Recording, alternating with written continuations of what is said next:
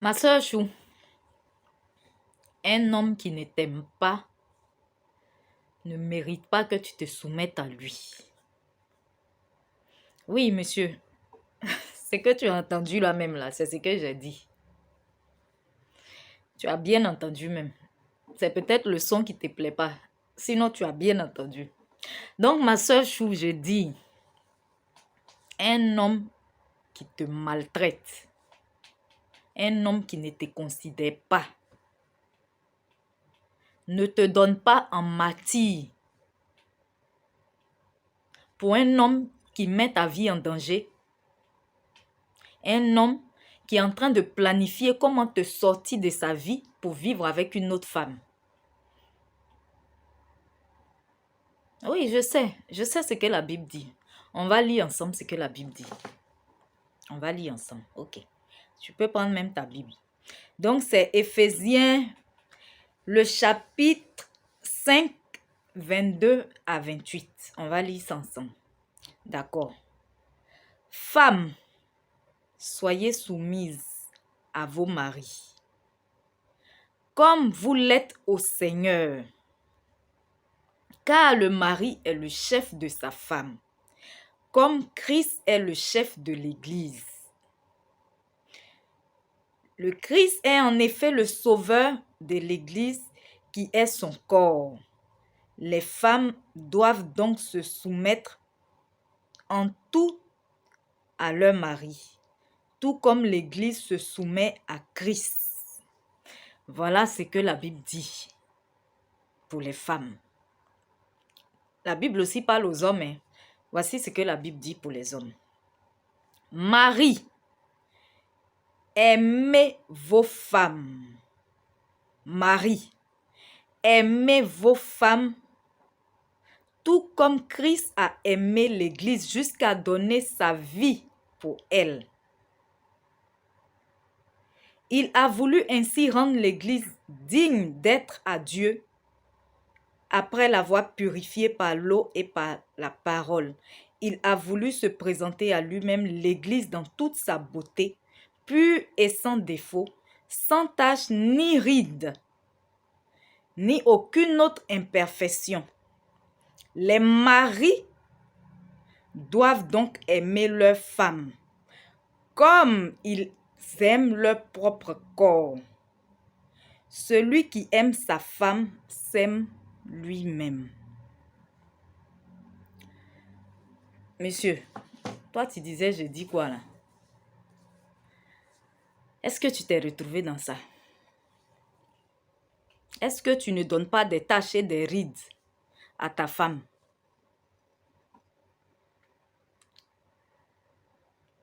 Est-ce que tu ne mets pas la vie de ta femme en danger? Parce que c'est un contrat en fait. La Bible pouvait s'arrêter seulement à dire aux femmes de se soumettre à leur mari. Point. Si le fait que le mari n'est pas de retour, si le fait que le mari aussi respecte donc sa part de responsabilité, on pourrait juste s'arrêter là. Mais c'est comme un contrat. Voici ce que la femme doit faire, voici ce que le mari doit faire. C'est vice-versa.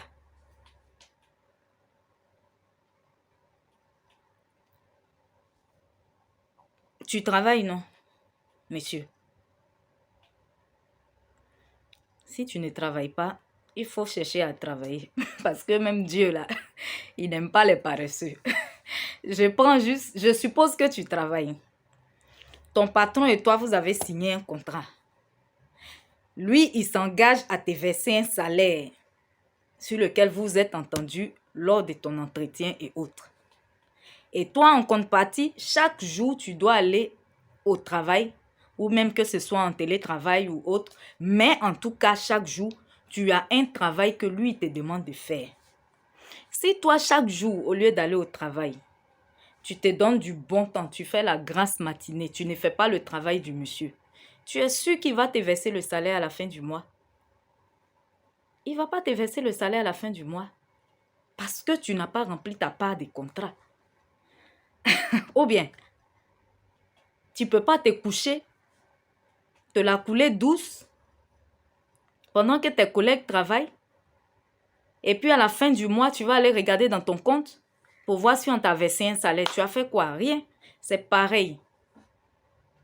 Autant la Bible demande à la femme de se soumettre à son mari, autant la Bible demande au mari d'aimer sa femme. Donc, toi, tu n'aimes pas. Tu mets la vie des enfants, des gens en danger et tu veux qu'on... En plus, même, tu es irresponsable. Et tu veux qu'on se soumette à toi. Mais on va se soumettre à quoi? À ton irresponsabilité? À ta maltraitance? Ou on se soumet à quoi? Parce que un homme qui est irresponsable, un homme qui est méchant, un homme qui n'est pas capable de prendre soin de son foyer, de sa femme, mais on se soumet à quoi? Parce qu'on se soumet à un homme qui aime. Et quand l'homme aime, il ne peut pas faire de mal. Maintenant, toi, tu ne remplis pas ta part des contrats et c'est toi qui te plains. Pour dire on doit se soumettre à toi. Mais toi aussi, tu dois aimer. Dieu, là, il ne fait rien au hasard. Il sait que la femme, là, elle aime facilement. Mais sa bouche, là aussi, là, c'est ça qui a la tuer. Donc, c'est pourquoi il a demandé aux femmes, en fait, ce qui est difficile pour chacun, là, c'est ce que Dieu a demandé à chacun. L'homme, là, il aime difficilement. L'homme, il n'y a que son bas-ventre et son ventre qui l'importe vraiment. Alors que la femme, elle aime naturellement. J'ouvre une parenthèse. Les féministes et les femmes trop émancipées, là, il ne s'agit pas de vous. Hein. Voilà. Je parle des femmes vertueuses. Voilà. Les vraies femmes qui sont dans leur foyer, qui vraiment, malheureusement, ont des maris vraiment qui... On ne sait pas comment les décrire, mais au lieu d'être dans un foyer, dans un havre de paix, elles sont dans un enfer. Elles sont en train de mourir à petit feu. C'est à ce genre de femmes-là que je parle, quoi. Voilà. Donc, on continue. Je ne sais même plus où je m'étais arrêtée. Donc, je disais que les femmes, elles aiment naturellement. Mais c'est leur bouche, là, façon femme même parler, là. C'est pourquoi Dieu a dit que elle, là, elle doit être soumise. Elle doit soumettre sa bouche, là. Parce qu'elle parle trop. Souvent, le monsieur même, là, il n'a même pas encore dit un mot, là. Elle me met les dégâts sur sa tête, là-bas. Maintenant, les hommes, là, comme vous, là, vous aimez difficilement. Donc, Dieu a dit que vous, là, vous devez aimer. Tu dois aimer ta femme comme toi-même, comme ton propre corps. Donc, si tu n'aimes pas la pauvre femme, elle fait tout pour te faire plaisir. Elle fait tout pour te rendre heureux. Mais tu ne la considères pas. Elle est comme, je ne sais pas, un objet dans ta maison. Tu t'en fous. Tu vis comme un célibataire. En fait, tu es marié, mais tu vis comme un célibataire. À quoi est-ce qu'on se soumet dans ça? Mais qu'est-ce que c'est? D'après les Ivoiriens. Donc, voici l'histoire d'une femme. Une femme. Ça, c'était l'introduction. Hein. Presque 10 minutes, introduction. Mais rassure-toi, le développement ne va pas durer. On va essayer de raccourcir. Donc, voici une femme qui vivait en Europe et elle venait en vacances dans son pays. Et à l'aéroport, elle a... Bon, non, dans l'avion, je pense. Ils étaient voisins. Elle a rencontré un homme de Dieu. Et ils ont, vu qu'ils tout dans l'avion, ils ont passé le temps à causer, tout ça. Donc, quand ils sont arrivés, ils se sont échangés les numéros et tout ça. Et des connaissances en connaissances, amour, mariage. Combien? 6 mois après. Voilà. Le nombre de mois, là, c'est pas vraiment ce qui comptait. C'est vrai que il faut connaître une personne, il faut prendre le temps d'étudier une personne avant de se mettre en couple avec elle parce que c'est vraiment une grande responsabilité. En principe, c'est pour la vie. Voilà. Je ne suis pas en train de mettre forcément en cause le nombre de mois, même si c'est important de prendre quand même le temps de connaître une personne avant de se mettre en couple avec elle. Donc, moi, j'ai connu une femme, bon, avec qui on a fréquenté, une amie, on était, bon, à l'école, on était proches, on pouvait dire qu'on était amis. Et donc, elle et son mari, ils se sont mariés 3 mois après leur truc. Ils se sont mariés après 3 mois seulement. C'est des noirs, hein, parce que vous allez penser que c'est des blancs. Les deux sont bien noirs là même. Voilà. Donc, malheureusement, c'est la mort qui les a séparés, mais ils sont restés ensemble. Malgré le fait qu'ils, 3 mois seulement après, ils se soient mariés, ils sont restés ensemble. Donc, c'est pas ça vraiment qui... Le plus important, c'est de prier Dieu pour avoir la bonne personne. C'est Dieu. Si c'est Dieu qui t'a envoyé cette personne-là, même si c'est un jour vous vous rencontrez, vous partez à la mairie, vous partez à l'église pour vous marier là, c'est seulement la mort qui va vous séparer. Mais si c'est l'ennemi qui t'a envoyé, même si vous faites 10 ans, vous vous mariez, ça ne va jamais marcher. Donc, en toute chose, on demande la grâce de Dieu, on demande la faveur de Dieu, on demande la volonté de Dieu. Voilà. Donc, on revient à l'histoire de la femme. Donc, ils se sont mariés 6 mois après. Elle s'est dit que, bon, comme sa précédente relation était difficile, donc, vu que celui-là, il est homme de Dieu, donc, elle se dit certainement que ça va aller. C'est ça aussi l'erreur des femmes. Moi, je ne sais pas pourquoi il y a des femmes qui ne peuvent pas, quand elles sortent d'une relation difficile, rester quand même un peu seules, un temps de latence pour se soigner, pour se poser les questions, et puis pour voir ce qui n'a pas marché, et puis pour voir comment continuer. Mais d'une relation, elle saute en même temps d'une relation. Qui te dit que parce que ça n'a pas marché avec Dagobert, ça va forcément marcher avec Rigobert? Peut-être même Rigobert, même il est pire que Dagobert. Donc voilà, ils se sont mariés. Elle avait des parents riches. Et lui, il était pauvre. Elle avait même des entreprises. Et lui, il était très pauvre. Ses parents même ne voulaient pas.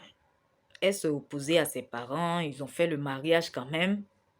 Elle a pris toutes ses entreprises. Elle a mis au nom du monsieur. Au nom de la soumission. Toutes ces entreprises-là. Elle a mis ça. Elle a cédé ça au monsieur. C'est lui, l'homme, le chef de famille. Et elle, maintenant, elle est devenue femme au foyer. Une chef d'entreprise. Parce qu'on est marié, on n'a plus le droit à travailler au nom de la soumission. Et le monsieur, vu que, en fait, c'était un businessman.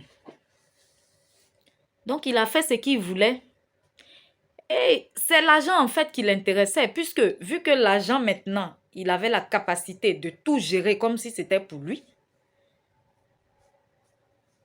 il a commencé à lui montrer son vrai visage. Il découche, il parle avec des gens. Quand son téléphone sonne, un homme marié, quand son téléphone sonne, un homme de Dieu. Un homme de Dieu. Quand son téléphone sonne, il s'en va, il cause avec des femmes. Chez lui à la maison. La femme a essayé de l'interpeller. Elle est douce. Elle a essayé de l'interpeller. L'interpeller, rien. Il avait un meilleur ami qui était comme son frère. Elle a parlé au frère du sang. Le frère s'en va le voir. Puisque c'est une femme qui n'est pas ouverte. Donc le frère allait voir son ami à son bureau. Voici ce qu'il va lui dire. Non, qu'il a rencontré une autre femme. Peut-être certainement plus riche que celle-là. Et surtout que celle-là, il a déjà tout pris. C'est déjà un acquis. Donc qu'est-ce qu'il cherche à elle encore? Donc il a une autre femme riche qui veut booster, qui veut rendre son ministère encore plus grand. Ça veut dire que ce n'est pas Dieu qui rend les ministères grands. Ça veut dire que Dieu, lui, te confie un ministère. Et c'est un homme, c'est sur un homme, toi, tu comptes pour grandir le ministère. Ce n'est plus Dieu. Donc, la femme veut grandir son ministère à condition qu'il divorce.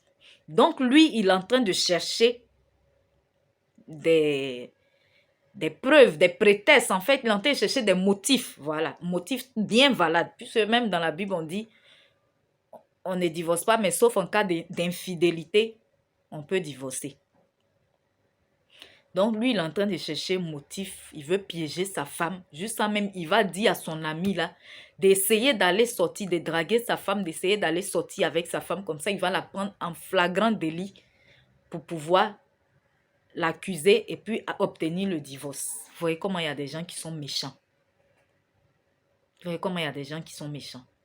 Et elle aussi, au nom de la soumission, elle est là, elle pleure. Elle veut même se suicider.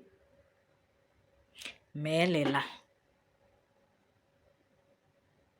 Donc c'est comme ça l'ami qui a refusé naturellement de sortir avec la femme. Il essaie de raisonner son ami qui ne veut rien entendre. Le monsieur même, non seulement, il n'a plus de relation avec sa femme. Maintenant, il veut la piéger pour l'accuser d'infidélité. Genre, pour que lui, il ait raison, il va prendre tous les biens. En tout cas, il a bien préparé son plan. Donc, c'est comme ça que l'ami est venu le convoquer sur un plateau chrétien, voilà, pour avoir aussi des conseils des pasteurs, pour pouvoir le raisonner. Le monsieur ne veut rien entendre. Voilà, d'abord, voilà, ils ont appelé sa femme. Sa femme dit, mon mari est un homme de Dieu, je ne veux pas l'exposer. Bon, on comprend, oui, c'est vrai. Mais toi-même, tu dis, tu veux te suicider, ma soeur. Depuis tu fais les choses aussi, ça n'aboutit pas. Le monsieur, il ne fait que te maltraiter. Parce qu'il y a des gens, ils sont tellement méchants, machiavéliques, que plus même tu pleures, quand ils te font du mal, plus tu pleures, plus on a l'impression que ça les excite et ça les pousse même à plus encore même t'enfoncer. Donc le monsieur dit, le frère, l'ami de son mari dit, c'est pour t'aider, il faut raconter. Parce que la manière même tu m'as dit que tu veux te suicider là, c'est ce qui m'a fait peur et puis je suis venue même dire ça. Il a fallu qu'on demande pardon à la femme sans pour qu'elle puisse raconter l'histoire. Que son mari est un homme de Dieu. Un homme de Dieu là, il peut faire des trucs comme ça. C'est vrai qu'il y a des hommes qui sont attaqués. Mais quand un homme est attaqué, et puis quand un homme est méchant, quand un homme est un profiteur là, on voit la différence. Et pour que tu puisses voir la différence, madame, il faudrait que toi-même aussi, tu sois une femme de prière. Non, un homme comme ça, là, c'est un businessman, c'est un chef d'entreprise. C'est pas vraiment un homme de Dieu, c'est un chef d'entreprise. On sait qu'il y a des hommes de Dieu qui peuvent tomber, mais c'est pas... Lui, il a vraiment tout planifié. Ma soeur, la soumission ne veut pas dire le suicide. Si tu vis des situations difficiles, il y a une chantre qui est morte comme ça. Combien d'années elle était maltraitée, battue par son mari. Il va changer, il va changer, il va changer. Souvent, là, Dieu, il nous montre, c'est des signes que Dieu nous montrait. Souvent, c'est des signes que Dieu nous montrait. Dieu n'est pas en train, quand tu vois un homme qui est violent comme ça avec toi, depuis des années, ou même déjà dans les fiançailles, ou bien vous venez à peine de vous connaître et tu vois la personne faire des choses, souvent c'est des signes que Dieu nous montrait. Si vous êtes déjà marié, au moins explique aux gens, parle aux gens, pour qu'on puisse vous aider. Qu'on puisse trouver des solutions. Mais ne reste pas dans ça, ne te renferme pas sur toi pour mourir à petit feu. La chantre, elle est morte comme ça, dans l'affaire de il va changer, il va changer. Faire à repasser, même il prend, il gifle la femme. Tout ce qu'il gagne, il la frappe avec ça devant les enfants. En temps, il a une maîtresse. Lui aussi, on dit il était homme de Dieu. C'est comme ça, les gens prennent le nom de Dieu à cause d'eux, comme ça. Le nom de Dieu est blasphémé dans la bouche des non-croyants. Juste quand elle est morte comme ça. Quand on meurt là, c'est pas un voyage pour revenir. Hein. Donc quand tu es en train de traverser des périodes comme ça dans ton foyer, là, on dit il n'y a pas cimetière des femmes célibataires. Hein. Déjà, même si vous n'êtes pas marié, tu vois comment il se comporte avec toi. Tu vois que ta vie est en danger là. Faut pas te dire quand vous serez marié, il va changer parce que c'est vous les mêmes là. Vous ne devenez pas des extraterrestres. Ou bien je n'ai jamais appris que quand on se marie, on devient saint d'office. C'est juste le statut qui change. Donc, quand tu vis des situations difficiles dans ton foyer, il faut avoir le courage d'en parler aux gens. Le mariage, il y a toujours des témoins. Il y a témoins et puis il y a quoi même? Il y a témoins, non? Il y a témoins et puis quoi encore? Dis-moi. Il y a 4 personnes au moins comme ça, non? En tout cas, bon, il y a témoin de la femme, témoin de... En tout cas, parrains, autour, ce qui est sûr, vous avez quand même un bon petit nombre de personnes autour de vous pour vous suivre, pour vous aider. Faut pas rester là pour dire je veux pas exposer mon mari et puis dans je veux pas exposer mon mari là. Demain tu meurs et puis lui il marie sa maîtresse. Il y a un pasteur même on dit aux États-Unis, il y a une coach qui a raconté l'histoire, un pasteur aux États-Unis. Il avait sa femme, il trompait sa femme et les filles de l'église et tout ça. Et il avait sa secrétaire, c'était elle là qui a, comme on dit, la qui a attitré. Et sa femme, un coup comme ça, sa femme est morte. Et la femme, il a marié la secrétaire là. Elle est venue, elle a séparé le monsieur des 3 enfants qu'il avait avec sa femme précédente. Elle a mis bras sur tous les trucs. Et elle a commencé à empoisonner le monsieur à petit feu, poison lent.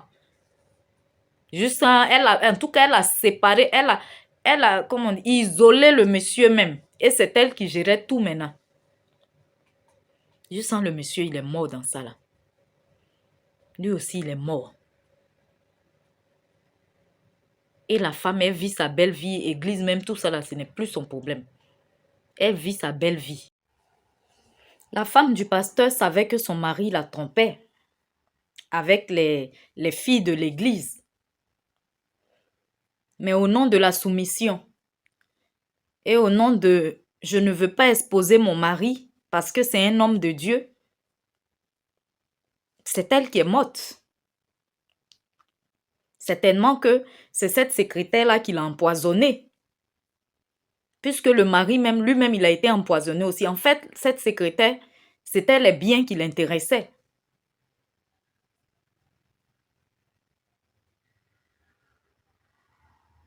Je ne veux pas exposer mon mari. Je suis soumise. Aujourd'hui, elle est dans la tombe. Et c'est la femme étrangère qui est en train de profiter de tout ce qu'ils ont bâti. Ils sont partis, ils ont laissé leurs enfants sans rien. Les enfants ne peuvent même pas bénéficier de ce que leurs parents ont bâti. Et c'est une autre femme qui est en train de profiter de ça, certainement avec un autre homme. Méfie-toi de la femme étrangère. Ce genre de femme-là, la secrétaire, ce sont elles qu'on appelle la femme étrangère. On dit qu'elle a les paroles doucereuses. Mais sa maison, là, ça conduit vers la mort. Aussi, être femme mariée ne veut pas forcément dire femme au foyer. On peut être femme mariée et puis être ministre. Et puis être présidente. Et puis être chef d'entreprise. Donc, ce n'est pas parce que tu es mariée qu'au nom de la soumission, tu mets tous tes biens au nom du monsieur. Tu donnes, tu lègues tous tes biens au monsieur sous prétexte que c'est lui le chef de la famille. Donc, c'est lui qui va tout gérer. Et quand tes proches te parlent, quand tu es dans une relation et tes proches te parlent, il faut essayer d'écouter, d'avoir le discernement. Parce que quand on dit que l'amour rend aveugle, c'est pas que tes yeux se ferment, tu ne deviens pas aveugle pour dire que tu ne vois plus clair. C'est ton cerveau là qui ne réfléchit plus. Parce que c'est ton cœur bat plus. Donc ton cerveau là, c'est comme s'il y a un voile dessus. En fait, c'est ton cerveau qui ne voit plus clair. C'est ton cerveau qui ne réfléchit plus. Donc quand les gens parlent, quand tes parents te parlent, les parents, c'est vrai, souvent ils exagèrent. Mais quelquefois là, ils voient ce que toi, la personne qui est amoureuse là, tu ne vois pas. Donc apprenons aussi à écouter. Il y a de nos jours là, il y a plein de vautours. Hein. Les hommes là même là, ils sont plus matérialistes même que les femmes maintenant. Ils cherchent femme qui va l'enlever dans sa galère, dans sa pauvreté. Femme qui va l'enlever dans son cycle au bois. Donc attention aux mesdames. Attention. N'attendez pas que toutes les femmes meurent dans cette histoire de soumission là avant de bien comprendre ce verset là. Dieu t'a jamais dit, parce que Dieu, mais il n'a pas prévu même que dans son entendement là même, il ne voit même pas que quelqu'un soit dans un foyer et qu'elle souffle le martyre. Dieu ne prévoit même pas ça. Il dit ton mari doit t'aimer comme Christ a donné, comme Christ a aimé l'église et il a donné sa vie. Jésus, quand il est venu, il n'est pas venu tuer quelqu'un. C'est lui-même, il est venu donner sa vie.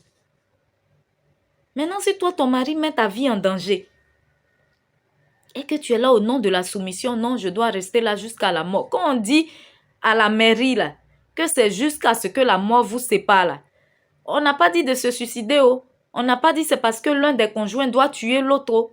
Non, hein. On parle des situations difficiles. Il peut y avoir des cas de maladie. Il peut y avoir que l'un perd son travail ou que l'un ait un accident, qu'il ait vraiment une déformation. En fait, dans de bons moments comme dans les moments difficiles, mais des moments que vous-même, vous ne créez pas, mais des moments, des cas de force majeure, des choses qui ne dépendent pas de vous. Un accident, on ne le planifie pas. Ta femme ou ton mari fait un accident, son visage est déformé, tu vas rester avec lui jusqu'à la mort parce que c'était ton mari. Quand tu le mariais, c'est pas comme ça il était. C'est juste un événement malheureux qui est arrivé. Donc, tu vas supporter ça jusqu'à la fin. C'est de ça qu'on parle. Ta femme tombe malade, elle peut même plus. Tu dois la laver. Tu dois laver ses dessous. Tu dois prendre soin d'elle. Parce que quand tu partais la marier, là, c'est pas comme ça elle était. C'est dans ta main, là. C'est dans ta maison qu'elle a eu cette maladie. Et puis aujourd'hui, elle est comme ça. Donc, tu dois prendre soin d'elle. C'est de ça, là, qu'on parle. Jusqu'à ce que la mort vous sépare. Mais on n'a pas dit jusqu'à ce que l'un tue l'autre. Non. Donc, il faudrait vraiment qu'on comprenne bien ce verset-là. Ces deux versets. Et il n'y a pas un sans l'autre. C'est les deux qu'on lit en même temps. Autant on parle de la femme, autant on parle du mari. Donc, les hommes aussi, là, qui passaient votre temps à jouer à Wallet, et puis tu t'en vas à la maison, il y a la nourriture, tu ne sais même pas comment il y a la nourriture, et puis tu demandes respect, tu demandes soumission, là. On respecte un homme. Parce que quelqu'un qui n'est pas capable de prendre soin de son foyer, qui n'est pas capable d'assumer ses responsabilités, ce n'est pas un homme. C'est un garçon, il doit retourner vivre chez ses parents. Il n'a pas droit à une femme. Même Dieu même là, il n'a pas marié Adam avant de lui donner travail. Dieu a donné du travail à Adam avant de lui envoyer une femme. Il n'a pas dit aussi à Adam que voilà, j'ai tout mis dans le jardin. Couche-toi, dors, réveille-toi quand tu veux et puis mange seulement parce que tout est là. Il dit cultive le jardin. Cultive, il faut travailler. L'homme mangera à la sueur de son front. Il faut cultiver le jardin. Moi, ce que j'ai fait ce que je pouvais. J'ai commencé. Toi, il faut faire la suite. Et c'est à la suite de ça qu'il lui a envoyé une femme. Et c'est après ça encore qu'ils ont eu des enfants. Mais on ne fait pas les choses à l'envers. On suit les étapes. On suit les étapes. Donc, monsieur, si tu ne joues pas ton rôle dans le foyer, que c'est la femme qui joue en même temps rôle de maman, rôle de papa, elle va se soumettre à qui? Elle va se soumettre à elle-même. Parce qu'elle ne va pas se soumettre à tes jeux de ludo que tu t'en vas jouer toute la journée là. À tes PMU que tu t'en vas jouer toute la journée là. Pour venir pour demander, c'est toi qui veux bien manger, c'est toi qui veux avoir toutes les viandes, tous les animaux d'après les gens dans ton assiette. Alors que tu fais rien. Tu n'as que des rêves ou des souvenirs. Aucun projet que tu essaies même de mettre en pratique. Donc, ce n'était pas... comment on va appeler ça? C'était juste une exhortation pour te faire prendre conscience. Voilà. C'était juste une exhortation pour peut-être tu ne faisais pas attention. Donc, pour attirer ton attention, pour te dire que la situation dans laquelle tu es, ce que tu es en train de faire là, ce n'est pas bien. Il faut chercher à changer là. C'est pourquoi cette vidéo a été faite. Sinon, ce n'est pas pour te condamner. Nous tous on fait des erreurs, mais erreurs dans lesquelles tu te plais et puis toi-même tu ne vois pas que tu es dans l'erreur là, ça c'est dangereux.